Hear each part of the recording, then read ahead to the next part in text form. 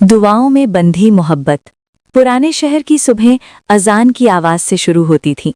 पत्थरों से बनी गलियों में जब फज्र की ठंडी हवा बहती तो आयान मस्जिद की सीढ़ियों पर बैठा दिखाई देता। उसके हाथों में कुरान होता और आंखों में एक अनकही तलाश। वो अक्सर सोचता, आजकल मोहब्बत इतनी शोर क्यों करती है? क्या खामोशी में इबादत नहीं होती? आयान की जिंदगी सादा थी, छोटी सी दुकान, बूढ़ी अम्मी और दिल में बहुत सा सब्र। उसने कभी किसी से मोहब्बत का इजहार नहीं किया, क्योंकि वो जानता था मोहब्बत अगर अल्लाह की मर्जी से ना हो तो बोझ बन जाती है। उसी शहर के दूसरे कोने में रहती थी इनाया। सफ़ेद दुपट्टा, हल्की मुस्कान और नज़रें हमेशा झुकी हुईं। वो मदरसे में बच्चों को पढ़ाती थी। जब बच्चे शोर करते तो वो डांटती नहीं थीं, बस इतना कहती, अच्छे बच्चे अल्लाह को पसंद होते हैं, और बच्चे खुद खामोश हो जाते। इनाया भी अपनी जिंदगी से शिकवा नहीं करती थी, मगर दिल के किसी कोने में एक खाली जगह थी। हर रात वो जानमाज पर बैठकर कहती, या अल्लाह, मुझे ऐसा हमसफ़र देना जो मेरी रूह का सुकून हो, मेरी नमाज का साथी हो। पहली मुलाकात। एक दिन अयान मदरसे के लिए कुछ किताबें लेने गया। दुकान पर भीड़ थी, इनाया भी वहीं खड़ी थी। दोनों की नज़रें नहीं मिली, मगर दुकानदार की आवाज़ ने दोनों को एक ही लम्हे में बांध दिया। आप दोनों एक ही किताब मांग रहे हैं? अयान ने किताब आगे बढ़ा दी।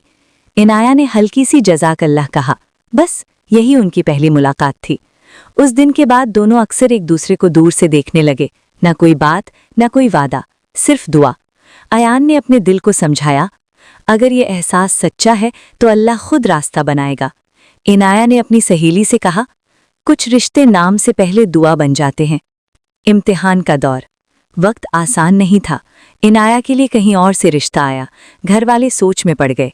इनाया ने कुछ नहीं कहा, बस रात भर रोती रही।